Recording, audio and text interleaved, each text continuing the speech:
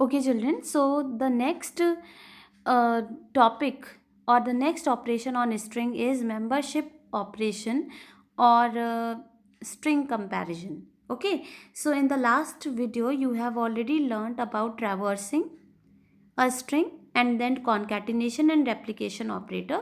So this video is in continuation where you will be learning about the membership operators and string comparison. Okay, so let us start. You can see that membership operators, like you have already studied earlier also, these are of two types. First is in and not in, and the purpose of this operator is to check for the existence of first operand into the in the second operand. तो ये check करता है कि जो first operand आप इसको दे रहे हैं ये सेकेंड ऑपरेंड के अंदर प्रेजेंट है कि नहीं। अगर ये प्रेजेंट होगा तो ये आपको देता है ट्रू, ठीक है, और अगर नहीं प्रेजेंट होता है तो देता है फॉल्स। ठीक है, तो यानी कि बेसिकली इस ऑपरेटर का रिजल्ट हमेशा एक बुलियन वैल्यू होगी depending upon what is in and not in. Let us see what is in operator. In operator में देखिए क्या होता है कि this operator searches for the first operand in the second operand. ठीक है, पहले ऑपरेंड को सेकेंड ऑपरेंड में ढूंढेगा। यहाँ पे दोनों ही ऑपरेंड स्ट्रिंग होंगे तो बेसिकली ये फर्स्ट स्ट्रिंग को सेकेंड स्ट्रिंग में ढूंढेगा, और अगर मिल जाता है तो ये आपको देता है ट्रू, और अगर नहीं मिलता तो ये फॉल्स देता है। तो यहाँ पे फर्स्ट, ये सिंटेक्स हो गया, first operand in second operand. ठीक है, फिर फर्स्ट ऑपरेंड किसी भी टाइप का हो सकता है। नो, ये थोड़ा सा पॉइंट यहाँ पे रॉन्ग है बेटा। फर्स्ट ऑपरेंड, अगर हम जनरली बात करें तो इन ऑपरेटर में हमारा फर्स्ट ऑपरेंड किसी भी टाइप का हो सकता है, लेकिन अगर स्ट्रिंग्स की बात है तो ऐसा नहीं है। अगर सेकेंड ऑपरेंड स्ट्रिंग है तो फर्स्ट ऑपरेंड को स्ट्रिंग ही होना चाहिए, वरना एरर आती है। यानी कि इसको भी स्ट्रिंग होना चाहिए और इसको भी स्ट्रिंग होना चाहिए। अगर ये स्ट्रिंग है तो इसको स्ट्रिंग ही होना चाहिए। समझी? तो ये चीज़ ध्यान रखिएगा कि यहाँ पे जनरली इन ऑपरेटर का पहला ऑपरेंड कोई भी टाइप का हो सकता था, लेकिन स्ट्रिंग्स में इसका बिहेवियर, ये जो स्ट्रिंग है ये कहता है कि अगर आपने एक ऑपरेंड स्ट्रिंग बना रखा है तो दूसरा ऑपरेंड भी स्ट्रिंग होना चाहिए। ठीक है, now talking about not in operator. Not in operator searches for the first operand in the second operand. ठीक है, पहले ऑपरेंड को दूसरे ऑपरेंड में सर्च करता है, नहीं मिलता है तो ट्रू देता है। नॉट इन चेक कर रहे हैं ना, तो अगर नहीं मिला तो ट्रू देता है और अगर मिल गया तो फॉल्स देगा। यहाँ पे भी फर्स्ट ऑपरेंड किसी भी टाइप का नहीं हो सकता। फर्स्ट ऑपरेंड अगर सेकेंड ऑपरेंड स्ट्रिंग है तो फर्स्ट ऑपरेंड को स्ट्रिंग होना पड़ेगा, वरना एरर आएगी। ठीक है, उसके बाद देखिए एग्जाम्पल्स देखिए। सबसे पहले फॉर इन इंफॉर्मेशन, तो देखिए फॉर इंफॉर्मेशन में आता है, आ रहा है FOR, मुझे चाहिए इन सीक्वेंस। ऐसा नहीं होना चाहिए कि F कहीं है, O कहीं है, R कहीं है तो आपने मान लिया कि फॉर प्रेजेंट है। For should be present as a separate means in continuation, तो आपको ये ट्रू देगा। ठीक है, तो यहाँ पे देखिए फॉर इन इंफॉर्मेशन के लिए ट्रू आ रहा है रिजल्ट। नॉर्म इन इंफॉर्मेशन, तो देखिए नॉर्म इसमें नहीं आ रहा है, ओ फॉर्म तो आ रहा है लेकिन नॉर्म नहीं आ रहा है, इसलिए ये फॉल्स दे रहा है। फिर फोर इन ABC 4 5 6, तो देखिए 4 है ना इसके अंदर। ठीक है, क्योंकि स्ट्रिंग के इंडिविजुअल एलिमेंट्स भी स्ट्रिंग ही होते हैं, इसीलिए यहाँ पे स्ट्रिंग होना चाहिए, तो ये देखिए ट्रू दे रहा है। फिर RAC नॉट इन प्रैक्टिकल, लेकिन ये तो गलत है, RAC प्रैक्टिकल में प्रेजेंट है इसीलिए ये आपको फॉल्स दे रहा है।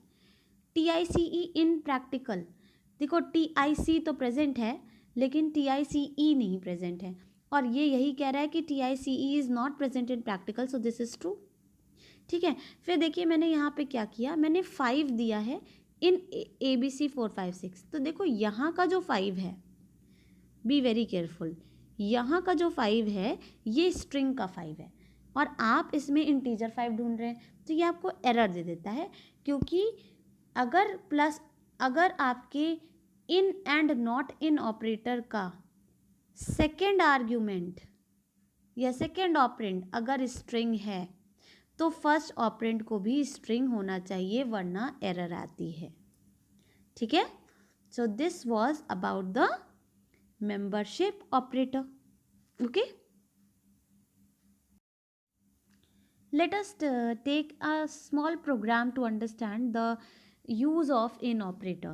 Okay, so here is a program. It says write a program to input a string from user and check whether the string contains the string format or not. यानी कि आपको यूज़र से एक स्ट्रिंग का input लेना है और फिर चेक करना है कि यूज़र की स्ट्रिंग में फॉर्मेट वर्ड आता है कि नहीं। ठीक है, तो देखिए मैंने क्या किया, मैंने सबसे पहले एक स्ट्रिंग का इनपुट मांगा यूज़र से और यूज़र ने मुझे जो भी स्ट्रिंग दी वो एस में स्टोर्ड है। अब मैं चेक कर रही हूँ कि फॉर्मेट इन एस, ठीक है, अगर फॉर्मेट एस में प्रेजेंट होगा, एस क्या है, यूज़र की स्ट्रिंग है, तो ये आपको देगा प्रेजेंट, अदरवाइज आंसर देगा नॉट प्रेजेंट। तो इस तरीके से आप इन और नॉट इन को अपने प्रोग्राम में भी यूटिलाइज कर सकते हैं। इसी तरह सपोज आपको चेक करना हो कि suppose you want to check कि आपकी स्ट्रिंग में वॉवल प्रेजेंट है कि नहीं। ठीक है, तो इस उसमें भी आप इन या नॉट इन का यूज़ कर सकते हैं। तो उसमें बस आपको थोड़ा लॉजिक अप्लाई करना पड़ेगा और आपका प्रोग्राम इसके हेल्प से सॉल्व हो सकता है। ठीक है, so let us now move on to the means your output screens. You can see that in the first output screen you can see I have given the string as informatics practices and I am checking whether format string is present in it or not. Yes, it is present. देखिए format present है ना, तो देखिए आपको ये answer दे रहा है present।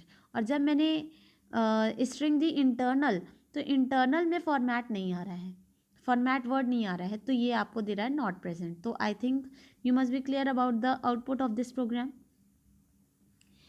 Moving to the next operation, children, that is comparison operation. Comparison operation are basically relational operators, जो कि आप ऑलरेडी पढ़ चुके हैं, your greater than equal to, less than equal to.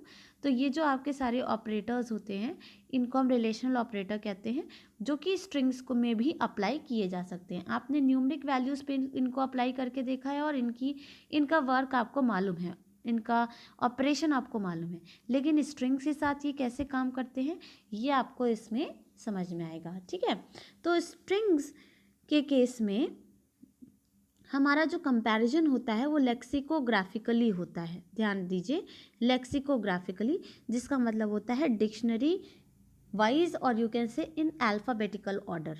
ठीक है, तो यहाँ पे क्या होता है, character bye character comparison is done on the basis of their Unicode values और ऑर्डिनल नंबर्स। देखिए क्या होता है कि आपके पाइथन में हर कैरेक्टर के करस्पॉन्डिंग एक यूनिकोड कैरेक्टर होता है जो कि एक इंटीजर वैल्यू होती है। ठीक है, जिसको हम कहते हैं ऑर्डिनल नंबर। तो इन ऑर्डिनल नंबर्स की हेल्प से कंपैरिजन होता है। ठीक है, अब जैसे सपोज आपको एक मैं सिंपल एग्जांपल देती हूँ। सपोज एक बच्चे का नेम है आयुष, ठीक है, और ये इसकी स्पेलिंग है, और दूसरे बच्चे का भी नेम आयुष है लेकिन वो अपने नेम में डबल ए लगाता है। तो आप जानते हो कि डिक्शनरी में ये नेम पहले आएगा और ये बाद में आएगा। क्यों? क्योंकि यहाँ पे पहले तो आपने फर्स्ट लेटर को कंपेयर किया।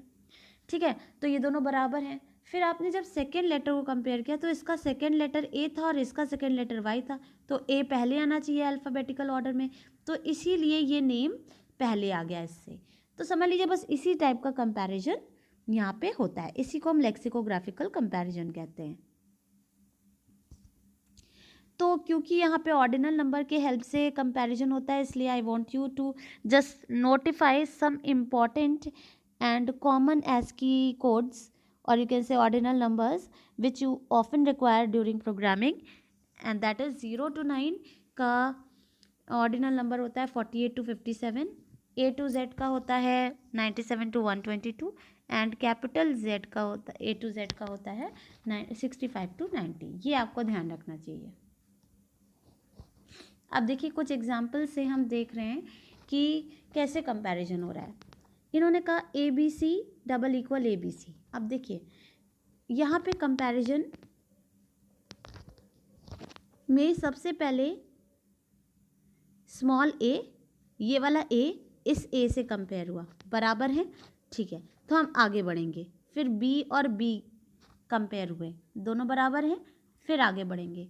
c और c भी इक्वल हैं।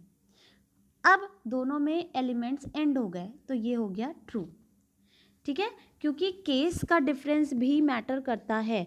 तो यहाँ पे a, b और c तीनों सही सेम ऑर्डर में हैं और सेम इनका ASCII कोड है, ठीक है, कोई कैरेक्टर एक्स्ट्रा या लेस नहीं है, तो इसलिए ये एग्जैक्टली सेम है और इसलिए आंसर आया ट्रू।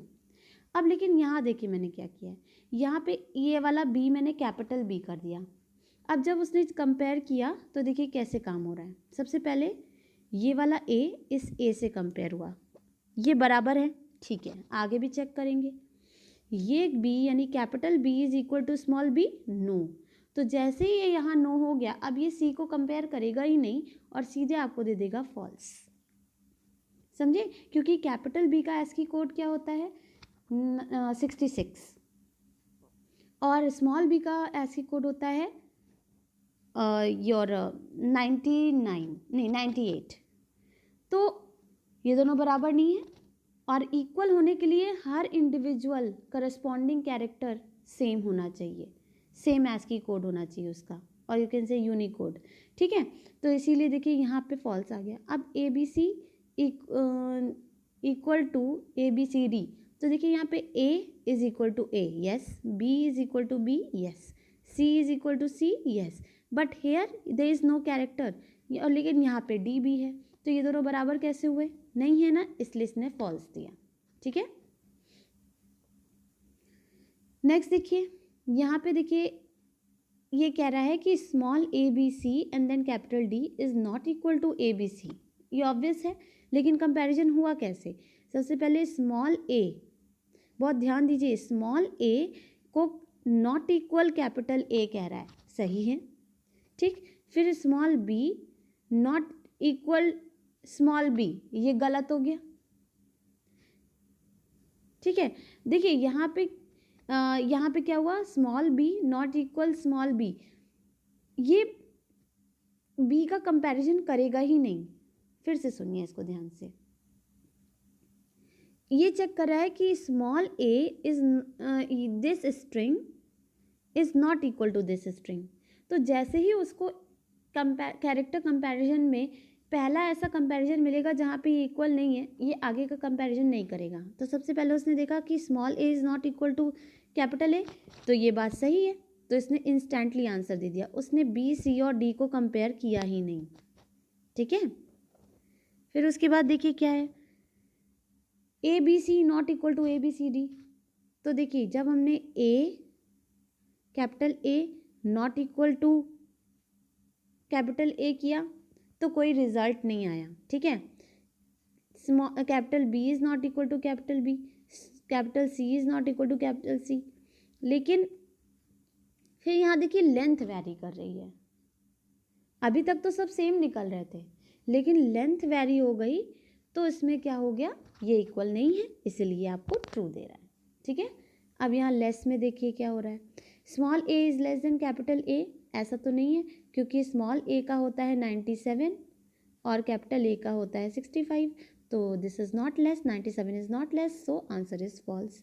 फिर ABC ग्रेटर देन AB, ठीक है, तो अब आप यहाँ देखो, A is greater than A, no, B is greater than B, no, ये क्योंकि ये दोनों बराबर हैं, लेकिन C है यहाँ पे और यहाँ पे कोई लेटर है नहीं, तो ये वाली जो स्ट्रिंग है ये बड़ी नहीं हो गई AB से, AB पहले आएगा डिक्शनरी में, फिर ABC आएगा, इसलिए ये कंपैरिजन ट्रू है, ABC ग्रेटर है AB से, सही, ठीक है। फिर आया ABC less than equal to ABCD, small a is less than equal to capital A? No, तुरंत आंसर फॉल्स, क्योंकि अभी आपने देखा। फिर यहाँ पे देखिए क्या कर रहे हैं, small A is greater than small A? No, क्योंकि ये बराबर हैं, बराबर होने पे हमें आगे जाना पड़ता है। B is greater than B? No. C is greater than C? No. D is greater than D? Yes. Small D is greater than capital D, इसलिए ट्रू आ गया। फिर god is less than god, तो ये तो obviously false आएगा, क्योंकि exactly same है, तो लेस कैसे हो सकती है। फिर GOD in capital is less then GOD house. अब देखिए जी को कैपिटल जी से कंपेयर किया तो ये इक्वल निकले, तो हमें आगे चेक करना पड़ेगा। इक्वल निकलेंगे तो आपको आगे चेक करना पड़ता है।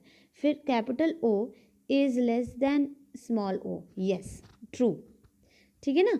तो यहीं पे हमारा काम हो गया, ट्रू आ गया, रिजल्ट मिल गया हमें, तो हमारा यही रिजल्ट हो गया, आगे हमें कंपेयर करने की ज़रूरत नहीं है। फिर small g is less than capital G, true, small g हमारा फॉल्स हो गया, स्मॉल g तो 97 के आगे का होगा, और कैपिटल G 65 मतलब लेस देन 90 होगा, तो इसलिए यहाँ पे देखिए फॉल्स हो गया, क्योंकि small g is not less than capital G, false हो गया, ठीक है। इस तरीके से हमारे स्ट्रिंग्स का कंपैरिजन होता है। दो बहुत इंपॉर्टेंट फंक्शंस हैं ऑर्डिनल नंबर, जैसे आपको अगर किसी का ऑर्डिनल नंबर पता है तो कैरेक्टर क्या है, करस्पॉन्डिंग कैरेक्टर, या अगर कोई कैरेक्टर पता है तो उसका ऑर्डिनल नंबर पता करना है, तो उसके लिए हमारे पास दो फंक्शंस होते हैं, ORD function and CHR function, ठीक है। ORD फंक्शन में हमें एक कैरेक्टर देना होता है, और जो कैरेक्टर हम देते हैं उसके करस्पॉन्डिंग ASCII कोड ये हमें रिटर्न कर देता है। तो देखिए मैंने कैपिटल A दिया,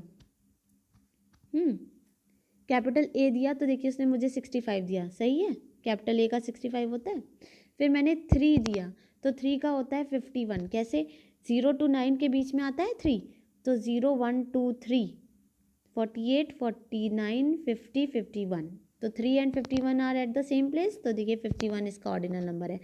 स्मॉल y का ऑर्डिनल नंबर 121, क्योंकि स्मॉल z का 122, तो स्मॉल y का 121। तो इस तरीके से हम किसी कैरेक्टर के लिए उसका करस्पॉन्डिंग ASCII कोड निकाल सकते हैं यूजिंग ORD फंक्शन, बहुत इंपॉर्टेंट फंक्शन है, ठीक है। In the same way CHR function क्या करता है, आप इसको एक ऑर्डिनल नंबर देते हैं, ठीक है, you give one ordinal number to it as argument, और ये आपको करस्पॉन्डिंग कैरेक्टर बताता है, ठीक है। तो मैंने 78 दिया, तो इसने मुझे बताया कि 78 is the ASCII code of n, ठीक है, capital N। Then 57 is the ASCII code of 9, देखिए 57 ही तो होता है 9 का, ठीक। 98 is the ASCII code for small b, 97 पे स्मॉल a होता है, तो 98 पे स्मॉल b होता है। So these are the two functions which are often helpful during programming of strings to determine the character corresponding to any ordinal number or vice versa. So this was all about the comparison and membership operators and these two additional functions. If you have any confusion, you can write it in the comment section. Thank you so much. In the next video, I'll be discussing string slicing. Very important topic. Do watch it. Thank you so much.